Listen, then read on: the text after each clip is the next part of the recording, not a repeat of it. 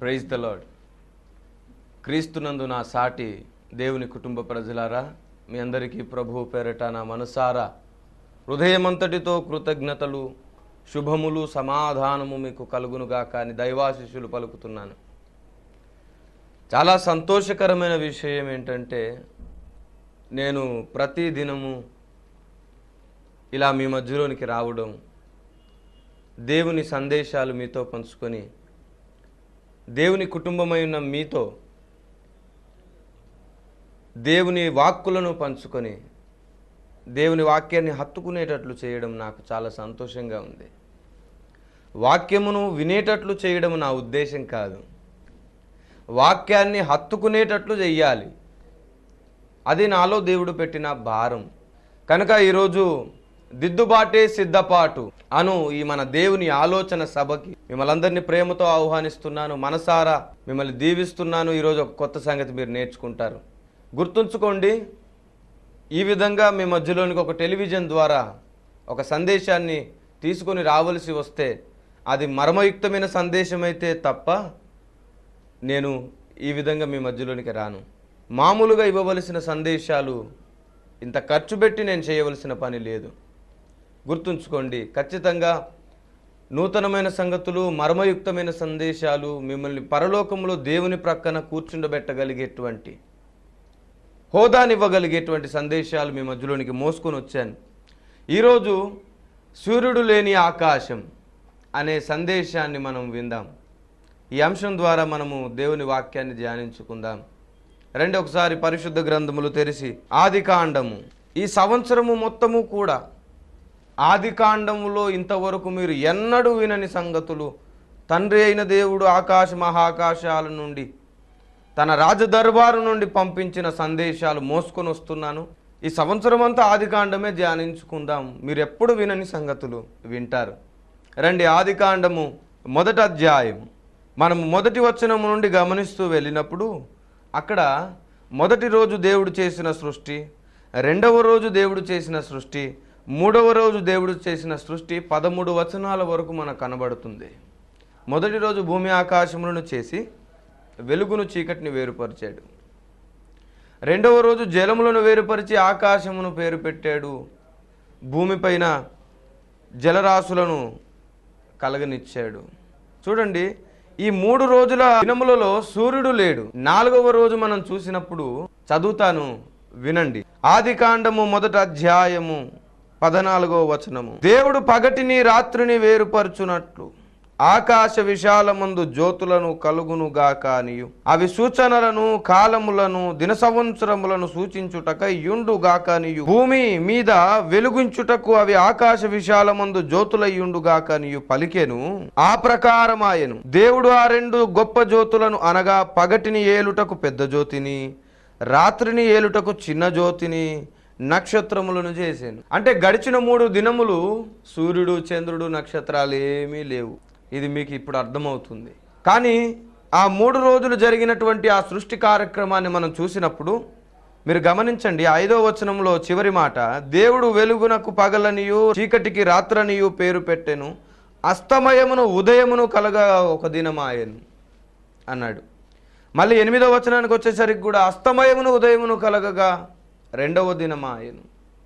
మళ్ళీ 13వ వచనంలో కూడా అస్తమయమును ఉదయమును కలగగా 3వ దినమాయెను. నేను మిమ్మల్ని అడుగుతాను, అస్తమయమును ఉదయమును ఎలా గుర్తుపడతాం?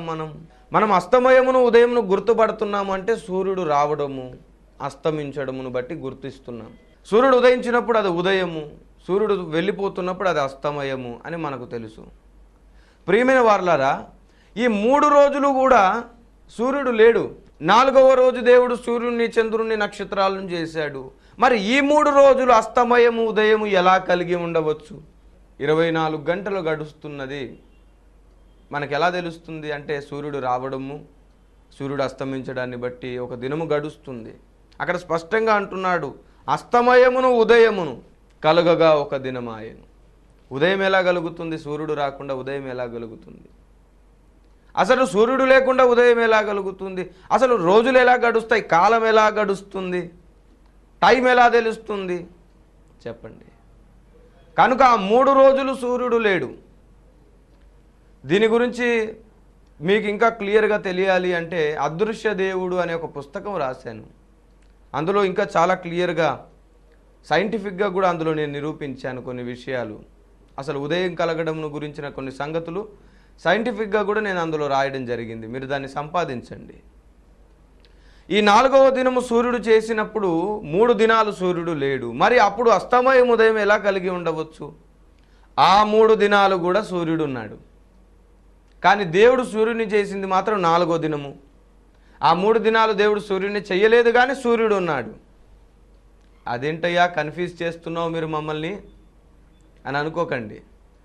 ఆ 3 దినాలు సూర్యుడు ఉన్నాడు అన్నది ఎంత వాస్తవమో, 4వ దినము దేవుడు సూర్యుని చేశాడన్నది కూడా అంతే వాస్తవం. ఆ 3 దినాలు దేవుడు సూర్యుని చేయలేదు, 4వ రోజే చేశాడు. కానీ ఆ 3 దినాలు కూడా సూర్యుడు ఉదయించాడు. ఎలా జరిగింది అది అంటే స్పష్టంగా దేవుని వాక్యం సెలవిస్తున్నది. ప్రియమైన వారలారా, ఆ 3 దినములు సూర్యుడు ఉదయించడము, తర్వాత సూర్యుడు వెళ్ళిపోవడము ద్వారా అస్తమయమును ఉదయమును కలిగింది.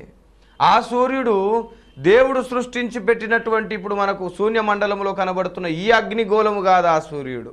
ఆ రోజు ఉదయించిన ఆ సూర్యుడు సాక్షాత్తుగా సృష్టికర్తే. దేవునికి మహిమ కలుగును గాక. చూడండి ఒకసారి కీర్తన గ్రంథము 84వ కీర్తన 11వ వచనము మీరు చూడండి. స్పష్టంగా రాయబడినటువంటి మాట నేను చదువుతాను, వినండి. దేవుడైన యెహోవా సూర్యుడును ఖేడమునై ఉన్నాడు. మలాకి గ్రంథములో మనందరికీ తెలుసు ఆయన నీతి సూర్యుడై ఉన్నాడని. ఆ సూర్యుడు ఆ 3 దినాలు ఉదయించాడండి. ఆ 3 దినాలు దేవుడు భూమిపైకి రావడము ద్వారా సూర్యోదయం అయ్యింది.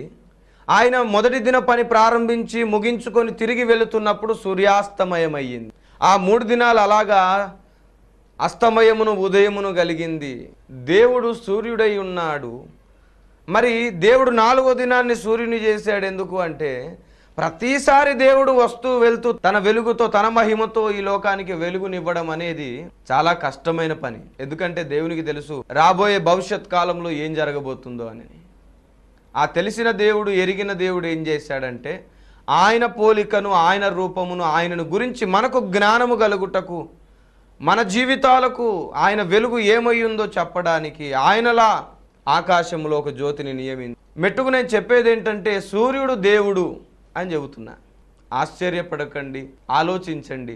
మన భారతదేశం అంతా కూడా సూర్యుని దేవుడు అని మొక్కుతారు. నాకు చాలా సంతోషం ఆ విషయంలో. ఎలాంటి అబ్జెక్షన్ లేదు నాకు. సూర్యుని దేవుడు అని మొక్కే వారందరికీ నేను సపోర్ట్ చేస్తున్నాను. ఇదిగోండి, నేను మీకు చెబుతున్నటువంటి సంగతులు చివరి వరకు వింటే తప్ప మీకు అర్థం కావు.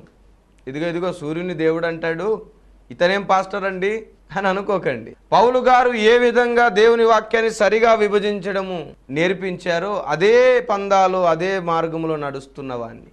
ఒకరోజు నా దగ్గరికి ఒక తమ్ముడు వచ్చి అన్నాడు, అన్నా మేము సూర్యదేవుణ్ణి పూజిస్తాము, సూర్య భగవానుణ్ణి పూజిస్తాము, మరి మీ బైబిల్ ఒప్పుకుంటుందా అని అడిగాడు.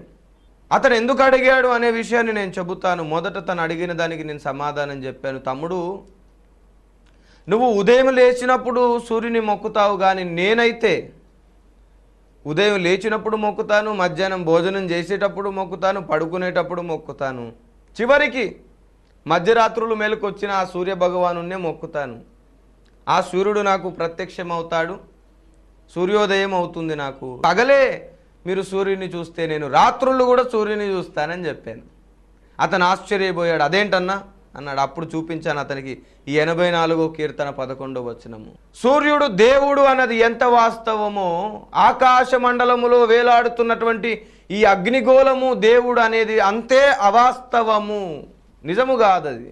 మనము ఈనాటి మన భారతదేశ ప్రజలు సూర్యుని ఎందుకు మొక్కేవారు అంటే వేదాలలో సూర్య భగవానుడు ఒక ఆయన ఉన్నాడని రాయబడింది. ప్రియమైన దేవుని బిడ్లారా, శుక్ల యజుర్వేద సంహిత 17వ అధ్యాయం 27వ మంత్ర భావము నేను చదువుతాను, చూడండి. అతడు మన పాలకుడు, ఉత్పాదకుడు, విధాత, సమస్త లోకజ్ఞాత. అతడు ఒక్కడే సమస్త దేవతల పేర్లు గలవాడు, ప్రశ్నవ్యుడు. అంత్యకాలమందు అన్ని భూతములు అతని యందు చేరుచున్నవి. ఇప్పుడు నేను చదివినటువంటి మంత్రభావములో అతడు అతడు అతడు వారిని వర్ణిస్తూ అతని గురించి రాయబడింది. ఎవరతను? అతడంట మన పాలకుడు, సృష్టి పాలకుడు, సృష్టి పరిపాలకుడు, సమస్తాన్ని పరిపాలిస్తాడు. ఉత్పాదకుడు, సమస్తాన్ని నిర్మిస్తాడు, చేస్తాడు. విధాత, అన్నిటినీ నియమిస్తాడు, పరిపాలిస్తాడు, అన్నిటినీ సరిచేస్తాడు. సమస్త లోకజ్ఞాత. సమస్త లోకజ్ఞాత అంటే అర్థం ఏంటంటే సమస్త లోకాలకు ఈయన తెలుసు, సమస్త లోకాలు ఈయనకు తెలుసు, ఈయన సమస్త లోకాలకు తెలుసు. అర్థమైందండి? సమస్త లోకాలు ఈయనకు తెలుసు, సమస్త లోకాలకు ఈయన కూడా తెలుసు. సమస్త లోకజ్ఞాత. అతడు ఒక్కడే సమస్త దేవతల పేర్లు గలవాడు. చాలామంది అన్నారు, అయ్యా మాకు ఇంతమంది దేవతలు ఉన్నారు. నేను చాలా సంతోషించాను ఆ మాట విన్నప్పుడు. ఎంత భక్తి అండి నా దేశానికి అని. నిజంగా భారతదేశంలో ఉన్న భక్తి చాలా గొప్పది. ఈ సద్భక్తి దుర్భక్తి కాకుండా కాపాడుకుంటే చాలు. అందరము కూడా దేవుడు నియమించినటువంటి స్వర్గరాజ్యానికి వెళ్ళిపోతామండి. వేదాలలో ఉన్నటువంటి సత్యదేవుణ్ణి తెలుసుకోవడం వరకే భారతీయుడు చేయాల్సినటువంటి గొప్ప పని. వేదాల్లో ఉన్నటువంటి సత్యదేవుని వెదకాలి. చూడండి, శుక్ల యజుర్వేద సంహిత 17వ అధ్యాయం 27వ మంత్రం మనం చదువుకున్నాం. అక్కడ స్పష్టంగా రాయబడింది, అతడు ఒక్కడే సమస్త దేవతల పేర్లు గలవాడు, ప్రశ్నవ్యుడు. ప్రశ్నవ్యుడు అంటే ఏ ప్రశ్న ఈ భూప్రపంచం మీద లేవనెత్తినా ఆయన్నే అడగాలి. ఎందుకంటే వాటన్నిటికీ జవాబు ఆయనకే తెలుసు. ఏ ప్రశ్న లేవనెత్తినా అందులో మళ్ళీ తప్పకుండా ఆయన ఉంటాడు. ఆయన లేకుండా ఏమీ లేదు. ఆయన ప్రశ్నవ్యుడు. అయితే అంత్యకాలమందు అన్ని భూతములు ఆయన యందే చేరుచున్నవి అని కూడా రాయబడింది. ప్రియమైన క్రీస్తునందు నా కుటుంబ ప్రజలారా, సూర్యుడు దేవుడు అన్నది వాస్తవమే. కానీ ఇప్పుడు నేను మిమ్మల్ని ఒక మాట అడుగుతాను. ఈ చంద్రుని చేసింది ఎవరండి? దేవుడే కదా. ఈ సూర్యుని చేసింది ఎవరండి? దేవుడు కదా. ఈ నక్షత్రాలను చేసింది ఎవరండి? దేవుడే కదా. ఇప్పుడు చెప్తున్నాను, వీటన్నిటిని చేసింది ఎవరండి? దేవుడే కదా. అంటే వీటన్నిటిని చేసిన దేవుడు ఉన్నాడు కదా.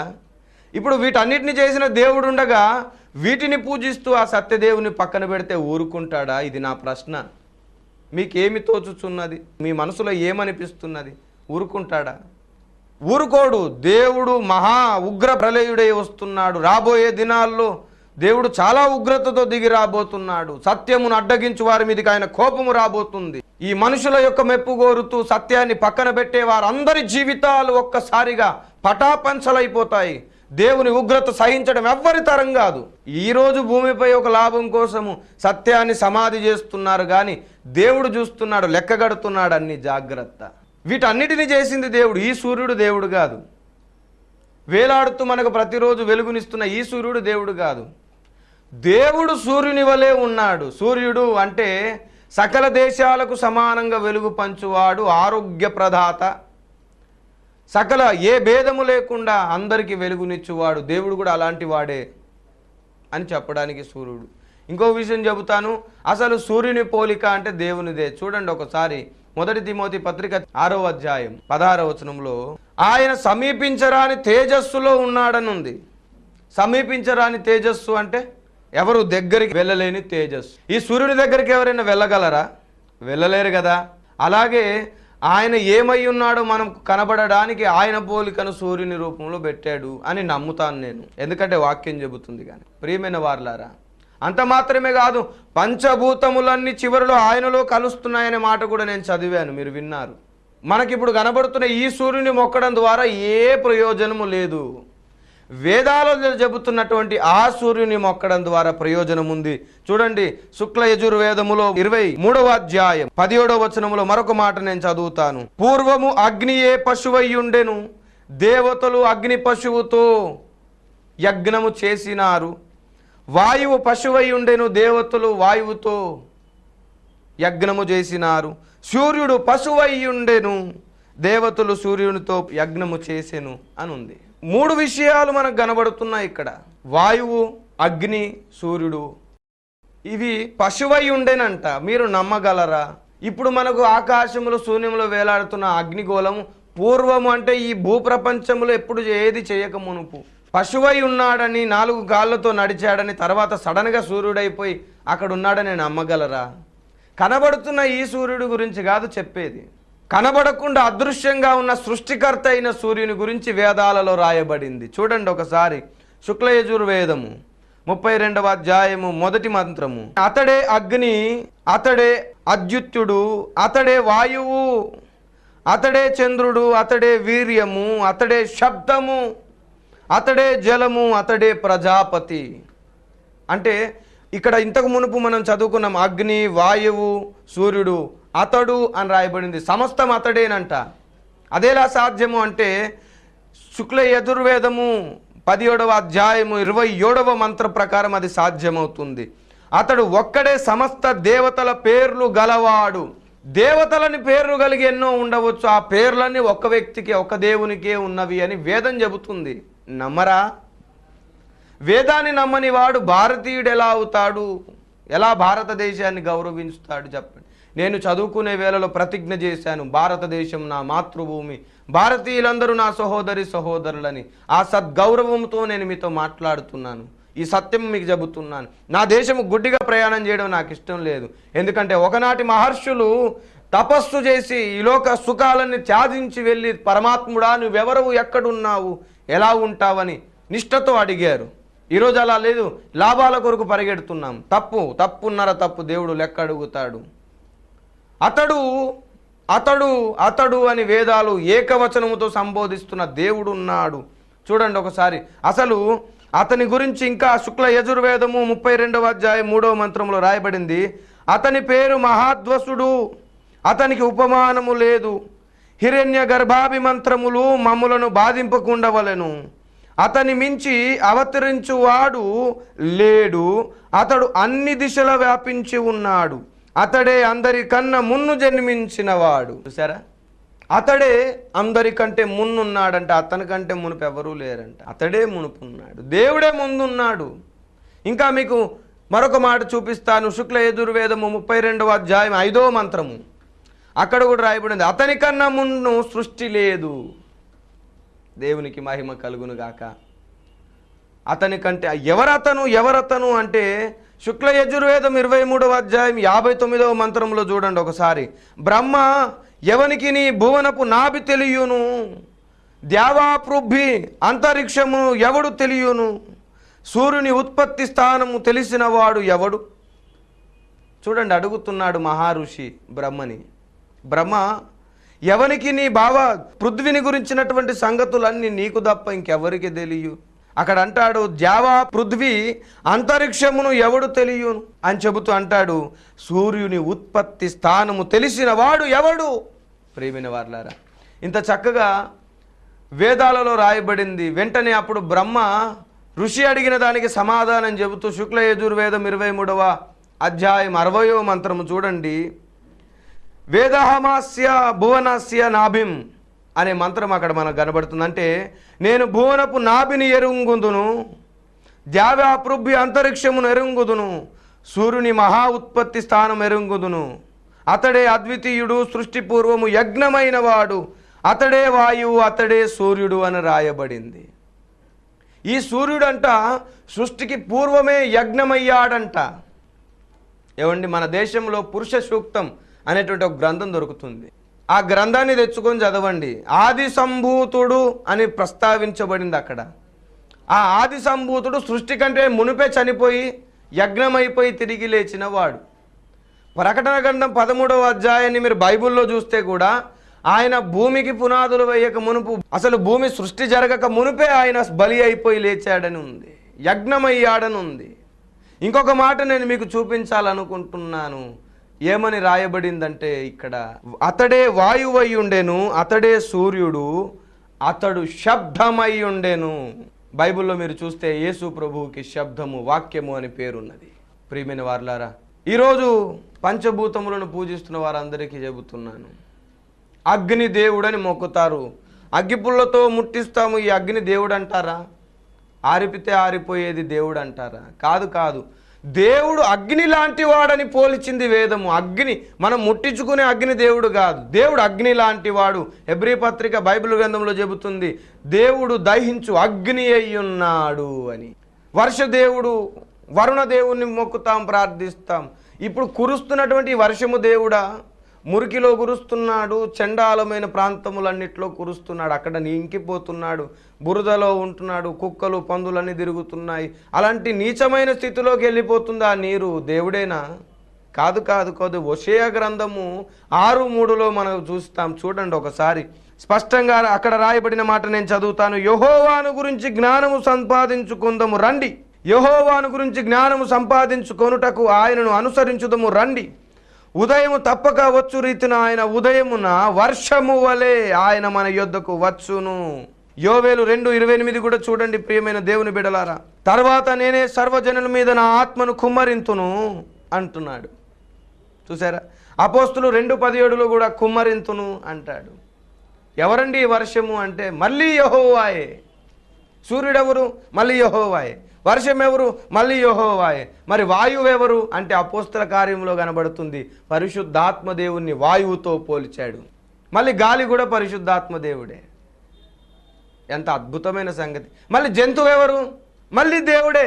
యోహాను సువార్తలో కనబడుతుంది. అక్కడ ఏమని ఉంటుందో తెలుసా? మీ అందరికీ తెలిసిన విషయమే. ఇదిగో లోక పాపములు మోసుకొని పోవు దేవుని గొర్రెపిల్ల, జంతువు. వేదాలలో ఏ విషయమైతే రాయబడిందో అదే విషయము, అదే ప్రవచనము నెరవేర్పు బైబిల్లో కనబడుతుందండి. నా ఒళ్ళు పులకరించిపోతుంది ఈ సంగతి నా దేశానికి చెబుతుంటే. గంతులు వేయాలనిపిస్తుంది. ఎందుకంటే సత్యము దొరికింది కదా. బృహదారణ్యోపనిషత్తులో, ఆ ఉపనిషత్తులో యజ్ఞవల్క మహర్షి చేసిన ప్రార్థన నెరవేరిందండి. చదవండి. బృహదారణ్య ఉపనిషత్తు చాలా అద్భుతమైన గ్రంథం అది.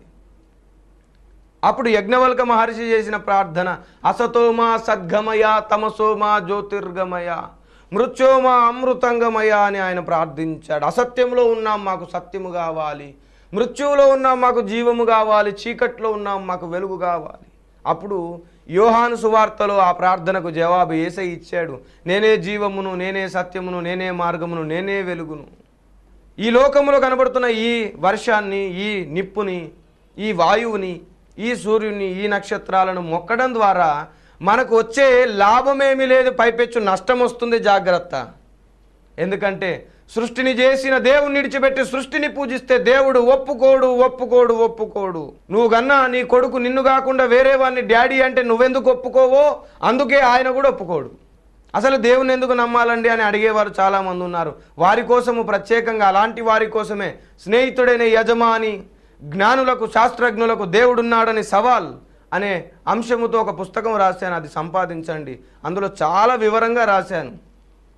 కాబట్టి ప్రియమైన దేవుని బిడ్డలారా, ఈరోజు మీరు విన్న ఈ సందేశాన్ని మనసులో ఉంచుకోండి. దేవుడు మీకు చూపించినటువంటి ఈ వెలుగుని మీరు అనేకులకు చూపించండి. అప్పుడు ఏమన్నాడో తెలుసా? ఆ ఋషి ఆ బ్రహ్మను అడిగినప్పుడు, బ్రహ్మ అంటే 4 తలకాయలు ఉన్నవాడని కాదు. 4 తలలు ఉన్నవాడు బ్రహ్మ అనే మాట ఎక్కడా లేదు. బ్రహ్మ అనగా సృష్టికర్త అని అర్థము, సృష్టిని చేసిన వాడు అని అర్థము. ప్రియమైన వారులారా, ఆ బ్రహ్మదేవుడు ఇస్తున్న సమాధానం చూడండి. శుక్ల యజుర్వేదము 32వ అధ్యాయము 18వ మంత్రములో బ్రహ్మ ఇచ్చిన సమాధానానికి ఆ ఋషి చెబుతున్నాడు చూడండి. అంధకారమును అధిగమించి ఆ మహాపురుషుణ్ణి రూపమును తెలుసుకున్నాను.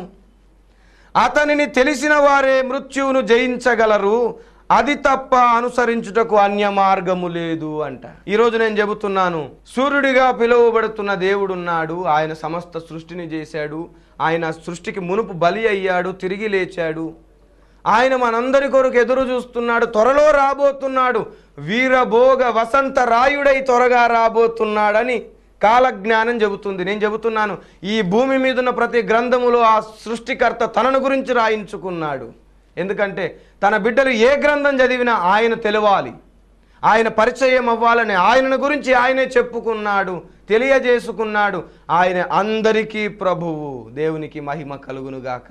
యేసు ప్రభు కొందరికి ప్రభువు కాదండి, భూప్రజలందరికీ ప్రభువు. అందుకే ఆయన వేద గ్రంథాలలో, ఖురాన్లో, ప్రతి మత గ్రంథాలలో, ప్రతి పురాణాల్లో ఆయన గురించి ప్రస్తావింపజేసుకున్నాడు. ఎంత అద్భుతమో తెలుసా? పక్షపాతము లేకుండా తన ప్రజలందరూ కూడా ఆయనను గురించి తెలుసుకోవాలనే హృదయ నిశ్చయత ఆయనకున్నది. ఆ నిశ్చయత ఆయనకున్నది కనుక రాయించాడు. అందుని గురించి నేను ప్రస్తావిస్తున్నాను. పౌలు గారు ఏథెన్సు పట్టణానికి వెళ్ళినప్పుడు మీ కవీశ్వరులో ఇలాగు చెప్పితిరి అన్నప్పుడు నేను చెప్పకూడదా మన దేశంలో ఉన్న గ్రంథాల్లో ఇలాగున్నది అని? క్రైస్తవులకు ఎందుకు కోపం రావాలి? నా దేశ హిందూ ప్రజలకు ఎందుకు కోపం రావాలి? వాస్తవం చెబుతున్నాను, నేనే నిజమైన హిందువుని. దేవునికి స్తోత్రం కలుగును గాక. ఈ మాట నేను చెప్పుకోవడానికి అస్సలు సంతోషిస్తాను, భయపడను. నిజమైన హిందువు ఎవరండి అంటే వేదములను వెంబడించేవాడు హిందువు. ఈ దేశంలో పుట్టిన ముస్లింని అడిగిన, అయ్యా నువ్వెవరు అంటే ఐఎమ్ ఇండియన్ అంటాడు. ఇండియన్ అంటే అర్థం ఏంటండి? హిందువు అని. అదేంటి ముస్లిం అని చెప్పుకోవాలి కదా. అంటే హిందువు అనే మాట దేశానికి వర్తించే మాట, దేశంలో నివసించే ప్రతి ఒక్కరికి వర్తిస్తుంది. ప్రియమైన వారులారా, ఈ దేశంలో నిజమైన హిందువుని నేను, నిజమైన వేద సారాన్ని వెంబడించువాడను నేను. కనుక మీరందరూ కూడా నిజమైన హిందువులు అవ్వాలి, వేద సారాన్ని వెంబడించాలి, నిజ దైవ భక్తులు అవ్వాలి. ఈరోజు నేను మీతో పంచుకున్న ఈ మర్మము నేను చాలా సంతోషిస్తున్నాను, మీకు అర్థమైందని. సూర్యుడు దేవుడై ఉన్నాడు, అయితే ఈ సూర్యుడు కాదు. అగ్ని దేవుడై ఉన్నాడు, అయితే ఈ అగ్ని కాదు. వాయువు దేవుడై ఉన్నాడైతే ఈ వాయువు కాదు. వర్షము దేవుడై ఉన్నాడైతే ఈ వర్షము కాదు. ఆయనకు సమస్త దేవతల పేర్లు ఉన్నవి, అన్ని పేర్లు ఆయనవే.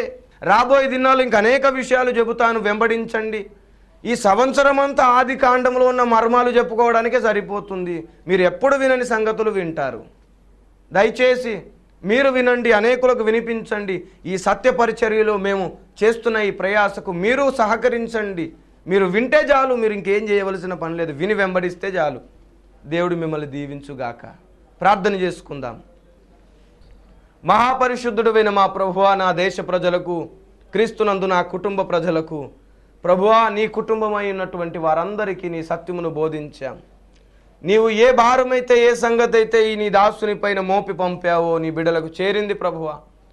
ఇక ప్రభువా నీ బిడ్డలు విని వారి తీర్మానము వారి ఆలోచనపై ఆధారపడి ఉంది. వారు సత్యమును వెంబడిస్తారో, సత్యానికి విరుద్ధంగా ఉంటారో అది వారి నిర్ణయము, వారి ఇష్టం. ఎవరిని బలవంతము చెయ్యము. నాయన నీ కొందనాలు, మీరే సహాయము చెయ్యండి. బలవంతముగా మతము మారుస్తున్నారని అనేకులు భ్రమపడుతున్నారు, కానీ మతము మార్చట్లేదు, సత్యదేవుని ప్రకటిస్తున్నామని అనేకులకు తెలియజేయండి. మా సహోదరులకు వారిలో కలగజేస్తున్నటువంటి కుల విద్వేషాలు, మత విద్వేషాలు కలగజేస్తున్నటువంటి అనేక మహనీయులైనటువంటిగా పిలువబడుతున్నటువంటి వారికి మీరు బుద్ధి చెప్పండి. గొడవలు రేపక, అల్లర్లు రేపక దేశమంతటిని ఐక్యపరచండి, సమాధానపరచండి. సర్వదా ఎల్లవేళలా ప్రభువా నీ కాపుదల నా దేశానికి ఉండనివ్వండి. నా దేశాన్ని కాపాడండి ప్రభువా. మీరే సహాయము చేసి మహిమ పొందమని యేసు పేరిట వేడుతున్నాను పరమ తండ్రి. ఆమెన్.